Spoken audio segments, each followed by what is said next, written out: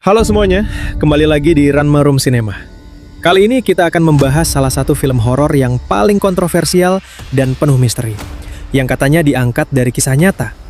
Sebuah keluarga pindah ke rumah baru demi menyelamatkan nyawa anak mereka, tapi justru menemukan teror yang jauh lebih mengerikan daripada kematian itu sendiri. Rumah itu bukan sekadar rumah. Dulu ia adalah tempat menyimpan mayat, laboratorium ilmu hitam, dan penjara bagi roh-roh yang tersiksa. Meski mendapat banyak kritikan, film ini berhasil mencuri perhatian karena klaimnya yang berdasarkan kisah nyata keluarga Snedeker. Tapi seberapa benarkah itu? Dan apa sebenarnya yang terjadi di dalam rumah tua di Connecticut itu? Tanpa berlama-lama lagi, mari kita bedah alur ceritanya.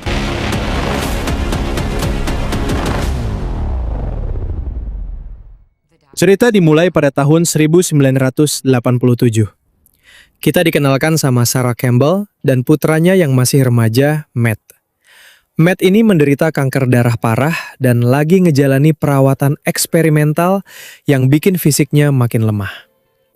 Karena jarak rumah lama mereka jauh banget dari rumah sakit, Sarah ngebet nyari tempat tinggal baru di Connecticut. But what are you gonna do? Get a second mortgage on our second mortgage. Sarah, that's good. Pas lagi nyari, Sarah nemu sebuah rumah besar yang kelihatan klasik banget.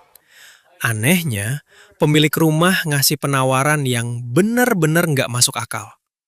Sewa gratis buat bulan pertama.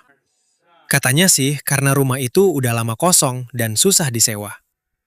Tanpa mikir panjang dan demi kesembuhan anaknya, Sarah langsung ngedeal tempat itu.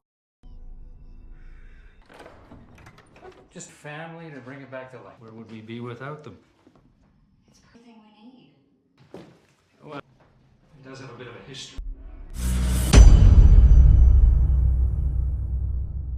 It's almost perfect, but just wasn't right. Don't worry. Here's the key. Tanpa mengetahui sejarah mengerikan rumah itu, keluarga Campbell mulai tinggal di sana. Tidak lama setelah pindah, Matt mulai mengalami berbagai kejadian aneh. Ia sering melihat sesuatu yang tidak bisa dilihat anggota keluarganya. Suara-suara misterius terdengar di dalam rumah. Benda-benda bergerak sendiri. Dan Matt mulai merasa seolah-olah ada sesuatu yang mengawasinya.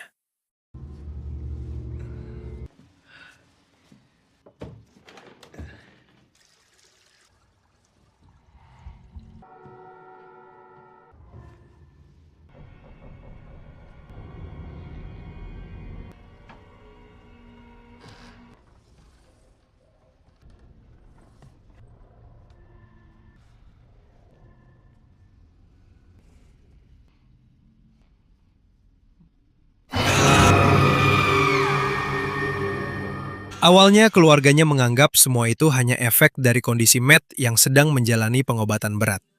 Keluarga Campbell pun pindah secara lengkap. Ada Sarah, suaminya bernama Peter yang lagi struggle lepas dari kecanduan alkohol, anak bungsu mereka Billy, serta dua sepupunya, Wendy dan Mary. Nah, karena fisik Matt lemah dan gak kuat bolak-balik naik tangga, Matt memilih tidur di kamar ruang bawah tanah, basement.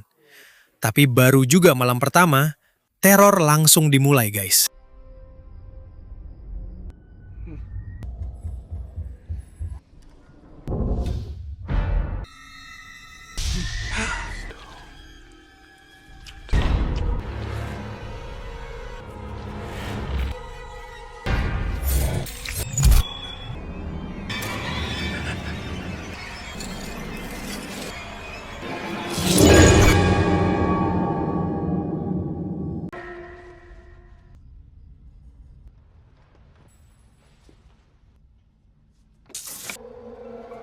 Di ruangan basement tempat Matt tidur, ada satu pintu misterius yang dikunci rapat pakai gembok.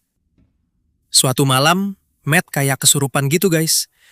Dia jalan sambil ngelindur menuju pintu itu. Keesokan harinya, adiknya, Billy, nemuin Matt lagi berdiri di balik pintu yang udah terbuka.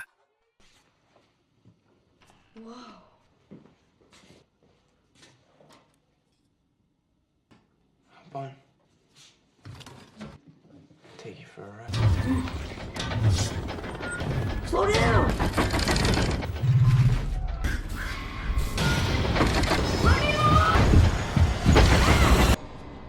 What's the matter with you? Dan ternyata, ruangan di balik pintu itu adalah ruang mayat, mortuary, bekas rumah duka.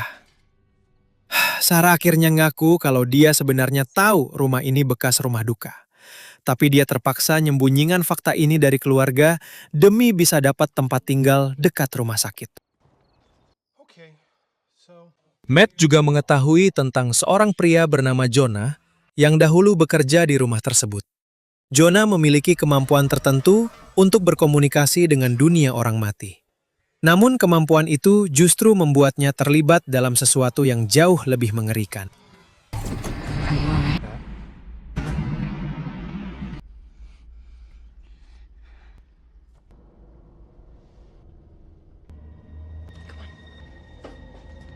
Teror makin menjadi-jadi, guys.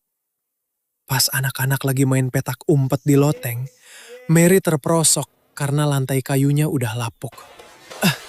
Pas lagi nolongin Mary, Matt dan sepupunya, Wendy, nemuin sebuah papan lantai yang bisa dibuka. Di bawahnya, ada kotak logam tua yang tersembunyi.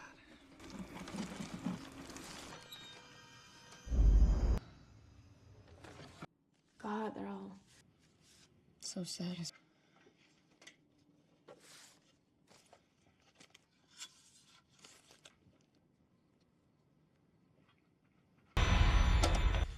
You alright?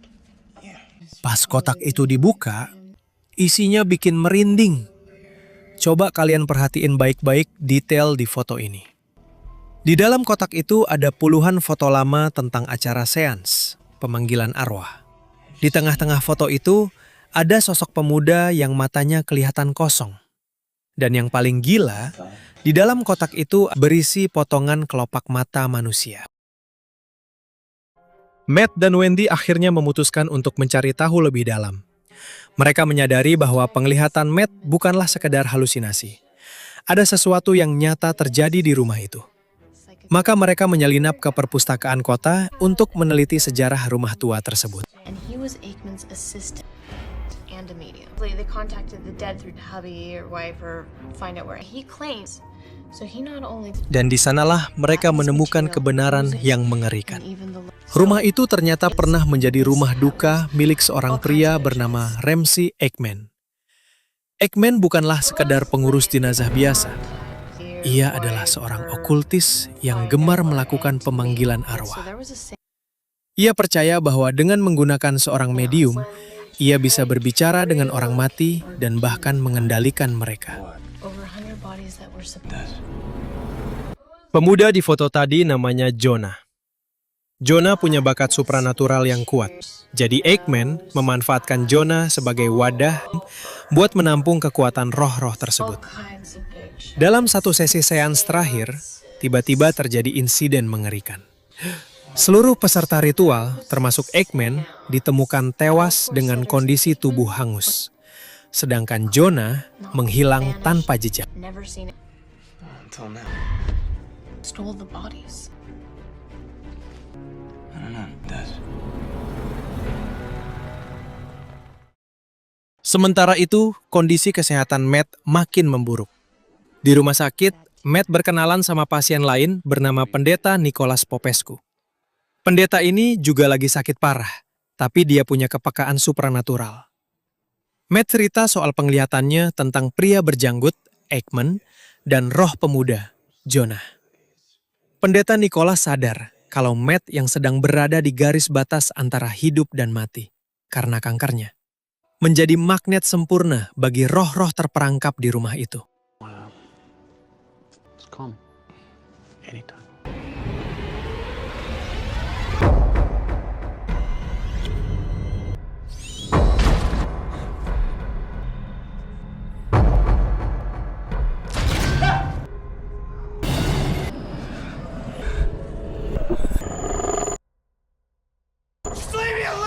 It's okay.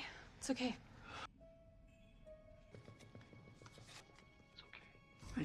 Pendeta Nicholas akhirnya datang ke rumah Campbell buat melakukan pembersihan spiritual. Nicholas mengecek seluruh sudut rumah dan nemuin sisa-sisa abu serta tulang jemari Jonah yang terperangkap di dalam tungku pembakaran. krematorium furnace di basement. I don't see anything.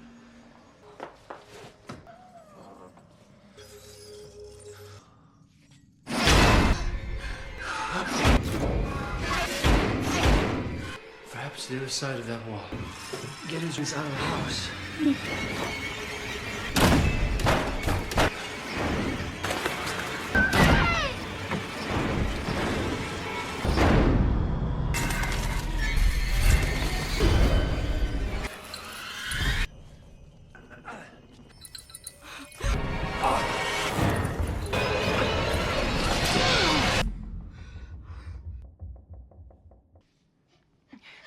Nicholas mikir, Jonah ini adalah biang kerok dan sumber energi jahat di rumah itu. Dengan terburu-buru, Nicholas mengambil kerangka Jonah, membungkusnya, lalu membuang sisa kerangka itu jauh-jauh dari lingkungan rumah. Nicholas gerasa masalah udah selesai. Tapi ternyata dia salah besar.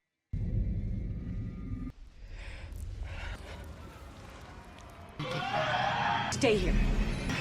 My God. God, what have you done to yourself? Okay.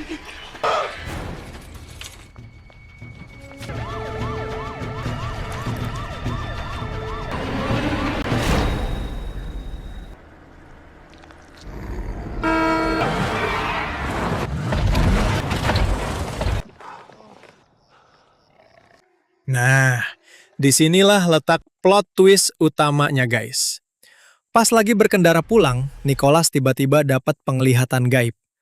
Ternyata selama ini kita semua tertipu sama alur ceritanya. Jonah itu bukan hantu jahat. Jonah justru adalah arwah korban yang selama puluhan tahun ini menahan dan menutupi roh-roh iblis jahat ciptaan Eggman agar nggak menyakiti siapapun. Dengan dipindahkannya kerangka Jonah oleh Nicholas, segel pelindung rumah itu resmi jebol. Sekarang puluhan roh iblis yang terikat di dinding rumah bebas mengamuk dan mengincar keluarga Campbell.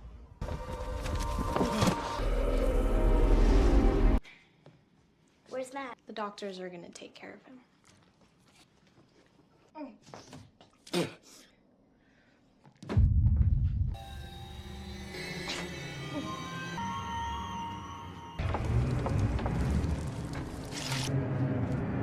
You made a terrible mistake. He was trying to free them. Now all that's left is the You must get out now. Get out now! Flashback memperlihatkan kejadian sebenarnya saat ritual terakhir di tahun 1920-an itu. Saat seans berlangsung, kekuatan arwah bergejolak hebat sampai membakar seluruh ruangan. Eggman yang terbakar menyuruh Jonah kabur. Jonah mencoba menyelamatkan diri lewat dumbwaiter, lift barang kecil. Tapi dia malah terjebak di ruang kremasi dan terbakar hidup-hidup di sana. Jadi selama ini, Jonah adalah korban kelakuan biadab Eggman.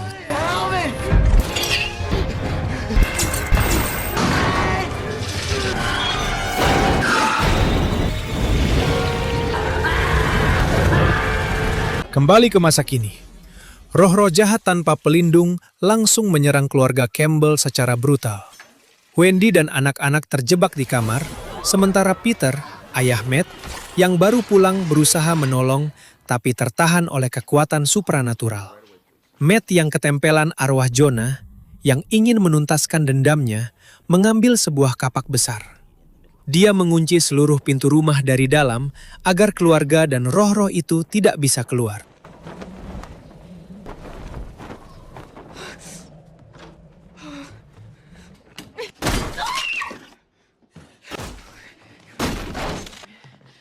We have to go. Matt, no, no.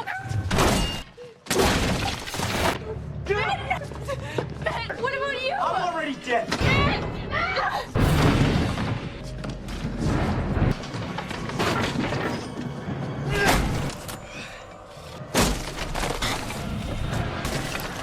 Gila guys.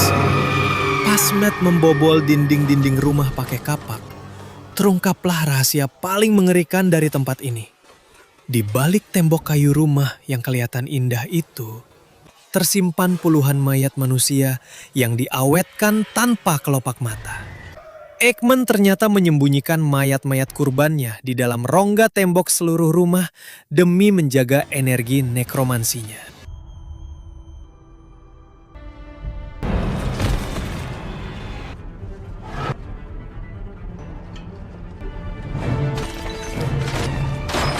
Gak ada cara lain buat menghentikan kutukan ini selain penyucian lewat api.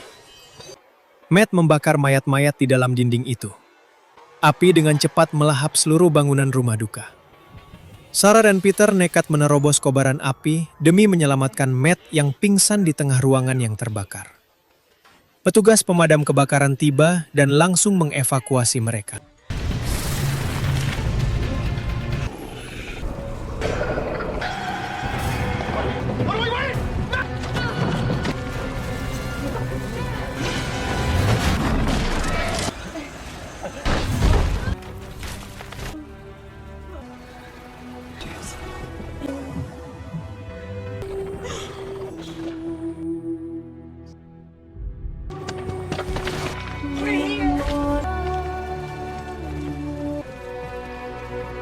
Di luar rumah, tubuh Matt udah nggak bernapas. Tim medis menyatakan Matt mengalami kematian klinis, clinical death. Di dalam alam kematiannya, Matt melihat sosok Jonah. Tapi beda dari penglihatan sebelumnya yang seram dan terbakar, kali ini Jonah kelihatan sangat tenang, bersih, dan tersenyum damai. Jonah mengisyaratkan Matt buat ikut pergi bersama dia ke alam baka. Namun, dari kejauhan, Matt mendengar suara jeritan dan tangisan ibunya, Sarah, yang memohon agar dia tidak pergi. Menggunakan sisa kekuatannya, Matt menolak ajakan Jonah dan memilih kembali ke tubuh fananya. Matt terbangun dan kembali bernapas. Arwah Jonah akhirnya terbebas dengan tenang bersamaan dengan hancurnya rumah tersebut.